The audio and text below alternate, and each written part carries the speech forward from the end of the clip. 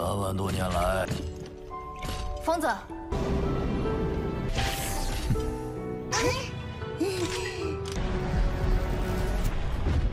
这是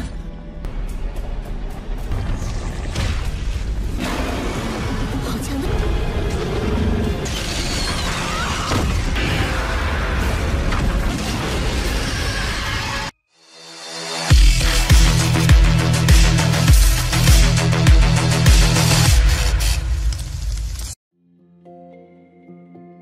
！Halo semuanya, selamat datang di Ruang Sinema. Bagaimana kabar kalian semua? Semoga selalu sehat dan baik-baik saja. Sesuai jadwal, jadi pada hari ini kita akan kembali melanjutkan series Donghua Penakluk Bintang episode terbaru, yang mana ini adalah episode yang ke-181. Bagi yang mau bergabung dengan series ini, kita sudah sediakan playlistnya. Jadi kalian bisa dengan mudah mencari di mana episode awal dari series ini. Sebelum kita mulai episode terbarunya, kita akan melihat dulu apa saja yang telah terjadi pada episode sebelumnya. Kemarin perjalanan Lo Fang dan yang lainnya cukup tenang, hingga masalah pun datang, di mana para alien pemburu telah datang.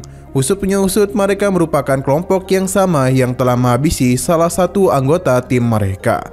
Jadi Xiaoche yang memiliki dendam yang begitu besar, begitu pula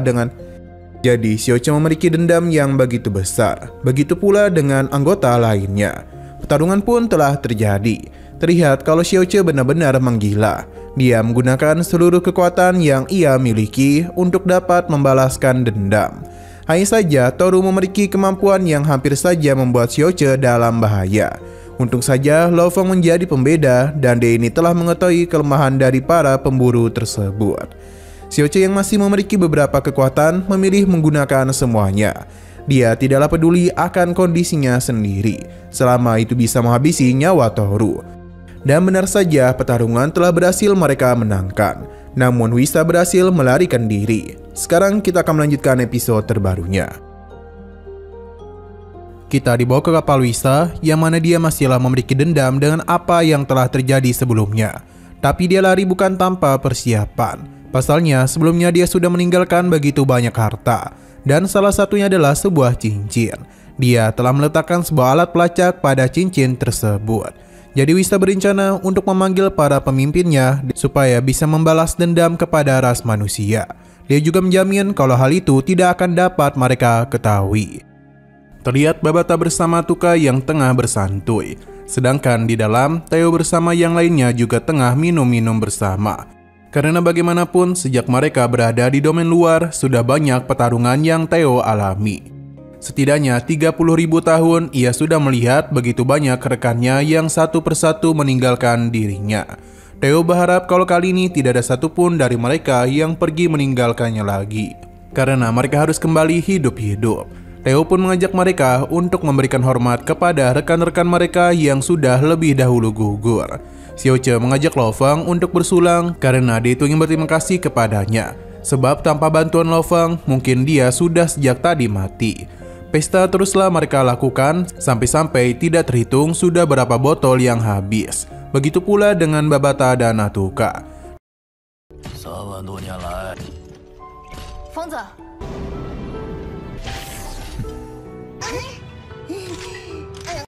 Di saat tim ini tengah senang, berbeda hal dengan Wisa yang telah terluka cukup parah. Dia pun segera melaporkan apa yang terjadi kepada para pemimpinnya. Namun dia itu malah ditertawakan. Selain itu, tuannya ini dengan sangat mudah membekukan Wisa tanpa bisa berbuat apapun. Ia tidaklah heran karena tuannya berasal dari klan iblis abadi. Inti kekuatannya sendiri bersembunyi di dunia cincin yang dibawa oleh tubuh boneka. Ini diperjelas dengan tekanan kekuatan yang ia miliki. Untung saja tuannya itu masihlah mengampuni Wisa. Ia lalu memberitahu kalau setidaknya butuh 3 menit agar kedua kapal saling bertabrakan. Ia yakin sistem ras manusia tidak akan dapat mendeteksi hal tersebut. Mereka tidak akan dapat menemukan keberadaannya. Sebagai ras iblis, mereka sangat tidak ingin disandingkan dengan ras manusia. Mereka berjanji cepat atau lambat umat manusia pasti akan dimusnahkan dari alam semesta ini. Kembali kepada Lo Fang yang diberitahu oleh Babata kalau ada pesawat ruang angkasa biologis yang datang cepat menuju ke arah mereka. Ini adalah ulah Wisa dan di sana terdapat 3 tubuh boneka iblis. Lo Feng tahu mereka pasti berniat untuk balas dendam.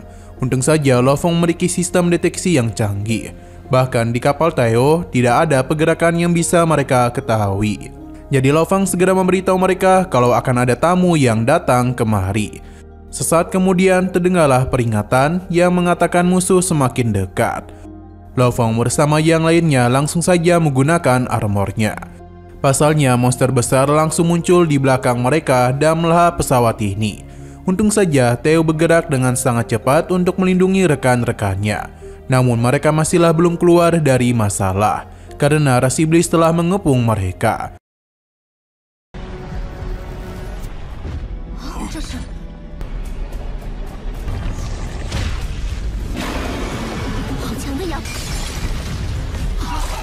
Lo Feng tidak menduga kalau orang-orang di pesawat barusan merupakan pengalihan saja, karena serangan yang sebenarnya berada di depan mereka. Babata minta Lo Feng untuk berhati-hati, karena kekuatan dari ras iblis ini telah mencapai level Undying, bukan hal yang mudah untuk dihadapi. Theo juga menyadari hal ini, jadi dia akan menahan para iblis itu, sedangkan rekan-rekannya dia minta untuk pergi melarikan diri. Namun sebelum hal itu terjadi, Tuan Weiner langsung saja menggunakan kekuatan esnya, di mana seluruh tempat ini pun seketika saja membeku. Bahkan pertahanan yang Theo bentuk dihancurkan dengan sangatlah mudah. Kita pun diperlihatkan dengan bentuk sebenarnya dari Tuan Weiner, yang mana ukurannya benar-benar sangatlah besar.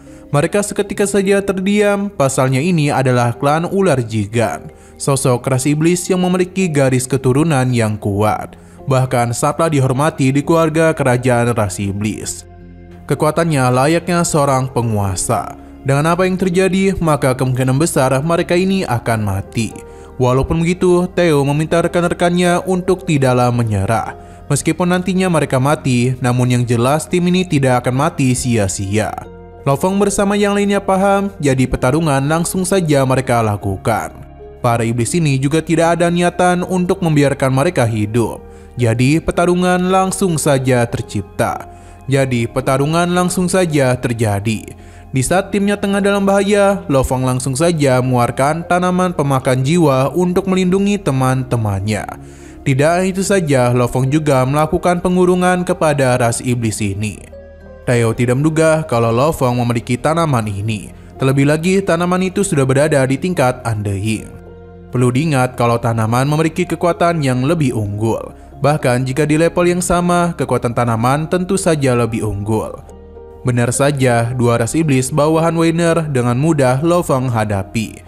Begitu pula dengan Wisa yang sama sekali tidaklah bisa melarikan diri dari tempat ini. Hal yang sama juga tengah dialami oleh Weiner. Ia berusaha sekeras mungkin untuk dapat keluar dari kurungan ini.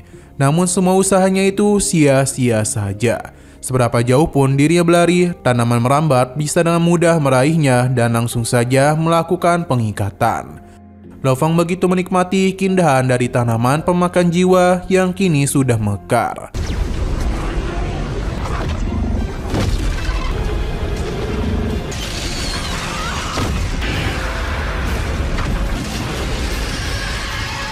Tapi luka yang sebelumnya didapatkan oleh Weiner masihlah belum mampu untuk menghabisinya. Jadi terlihat dengan begitu jelas kalau dia itu masih berusaha untuk melarikan diri. Bahkan dia harus kembali menggunakan domain esnya untuk menghentikan tanaman merambat. Tapi semua itu sia-sia saja. Pada akhirnya dia pun hanya dapat meminta bantuan. Lo Feng telah menyadari hal itu, jadi dia tidak akan membiarkan hal ini terjadi. Dia mengakui masihlah belum dapat menghabisi Weiner dengan tanaman merambat. Sejauh ini dia hanya dapat menahan pergerakannya saja. Jadi Theo mengajak rekan-rekannya untuk memanfaatkan situasi ini supaya dapat menghabisinya. Sedangkan langsung saja mereka lakukan. Tidak ingin ketinggalan, Lo Feng dengan harta pemberian Tuan Penguasa Kota bergerak jauh lebih cepat. Ia bahkan meminta tanamannya untuk menghentikan rekan-rekannya supaya mereka tidak terlibat dalam pertarungan ini. Kurungan pun sudah dibentuk oleh tanaman merambat. Di dalam sana terlihat Weiner yang masih berusaha untuk mencari celah agar dapat melarikan diri. Tapi semua itu sia-sia saja. Ia penasaran bagaimana mungkin manusia memiliki tanaman ini. Bahkan Lo Feng begitu berani menantangnya 1 lawan 1. Tapi sepertinya Denny terlalu meremehkan lawannya. Lo Fang langsung saja membawa Weiner ke dalam dunianya. Namun Weiner masih menganggap kalau Lo Fang terlalu percaya diri. Padahal dia itu bisa saja menghancurkan dunia miliknya. Lo Fang tanpa basa-basi langsung saja mulai menggunakan kekuatan yang dia miliki. Di mana benda-benda di sana bukanlah hanya sebuah pajangan saja, melainkan senjata untuk dapat dirinya gunakan. Bola-bola ini pun Lo Fang lemparkan kepada Weiner, yang mana hal itu tidaklah dapat dirinya tahan dan langsung saja dirinya digeprek.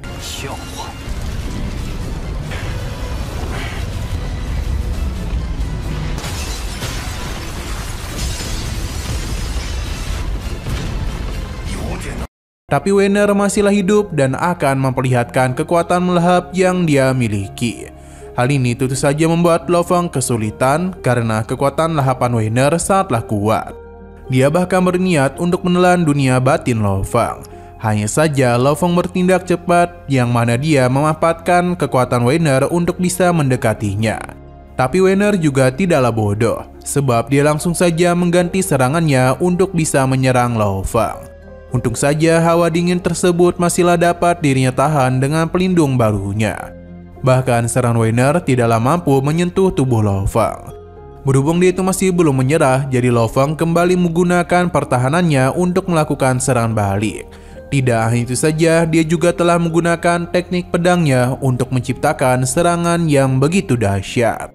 Weiner yang melihat hal itu hanya dapat terpukau saja, tanpa bisa berbuat apapun lagi. Karena dalam 1 detik saja, tubuh Weiner terbelah menjadi dadu. Kini Lo Fang pun telah berhasil mengubahnya menjadi ular rica-rica. Tapi Weiner seharusnya bangga karena dia bisa mati dengan teknik Evilium milik Lo Fang.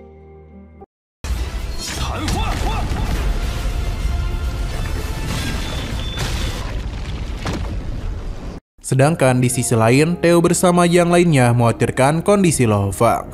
Tapi setelah melihat dia yang baik-baik saja, membuat mereka semakin terkejut. Setelah hal ini selesai, perjalanan kembali mereka lanjutkan. Di dalam, Xiaoche benar-benar terpukau kepada kemampuan Lo Fang. Terlebih lagi, dia itu telah memperlihatkan kepada mereka berbagai teknik yang dia miliki. Sepertinya Lo Fang itu bukanlah sosok yang sembarangan. Hanya saja Lo Fang merasa bersalah karena telah bertindak di luar perintah. Lo Fang ingin meminta maaf kepada mereka karena dengan mengalahkan para rasi iblis tersebut, Lo Fang telah berhasil menyelesaikan poin pencapaiannya. Tayo tidaklah mempermasalahkan hal itu karena jika Lo Fang terus berada di tim ini, maka hanya akan membatasi pergerakannya saja. Selain itu, pilihan Lo Fang adalah tepat karena dia memutuskan untuk melindungi mereka karena lawannya terlalu kuat. Jadi mereka pun meminta Lo Fang untuk tidak terlalu memikirkan hal tersebut. Mereka pun akan memberikan salam perpisahan kepadanya. Mereka sangatlah senang bisa menjalankan misi bersama Lo Fang. Andai saja dia menjadi sosok yang kuat, maka mereka pun berharap Lo Fang tidak melupakan kelompok ini. Xiaoche yang memang agak pendek tidaklah bisa memeluk Lo Fang karena dia hanya akan memegang pahanya saja. Alhasil canda tawa pun terdengar di dalam pesawat tersebut. Mereka pun berharap yang terbaik kepada Lo Fang. Kedepannya semoga saja dia itu lancar dan bisa bertemu kembali dengan mereka. Lo Fang pun keluar dari pesawat dan dijemput langsung oleh pesawat meteoroid. Dia benar-benar senang karena telah menyelesaikan misi ini. Lo Fang pun berhak membentuk timnya sendiri ataupun bertarung seorang diri di dalam domain luar. Demi bisa memanfaatkan kekuatan dari binatang bertanduk emas, maka sudah jelas Lo Fang memilih untuk bertarung seorang diri. Ia juga berencana untuk pergi ke area pertarungan tingkat tinggi. Semakin dalam Lo Fang pergi, maka semakin kuat juga musuh yang akan dia hadapi.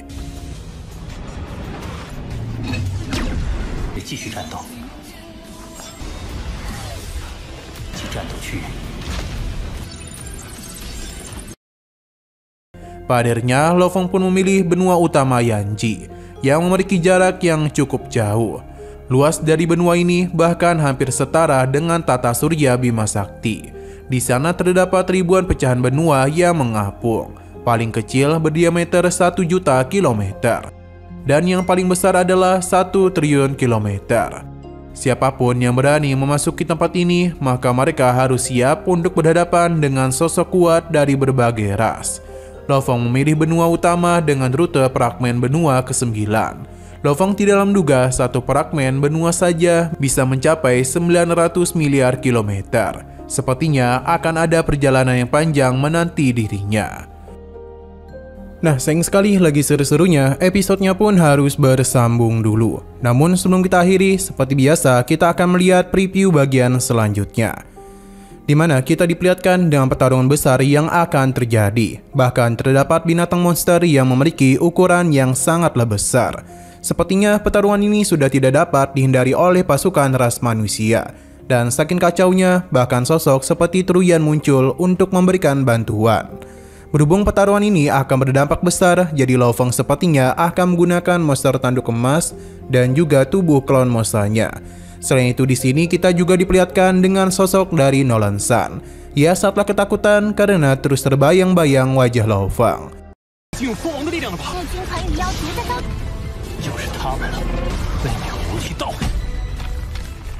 Oke, sekian dulu pada video kali ini. Untuk video selanjutnya akan segera hadir. Jadi bagi kalian yang ingin mengikuti series ini, langsung saja klik subscribe dan aktifkan loncengnya. Terima kasih yang sudah menonton video sampai habis. Jika kalian suka pada video ini, klik like dan share ke teman-teman kalian tentang channel ini. Dan ditunggu aja kelanjutannya. Oke, sampai jumpa di video selanjutnya.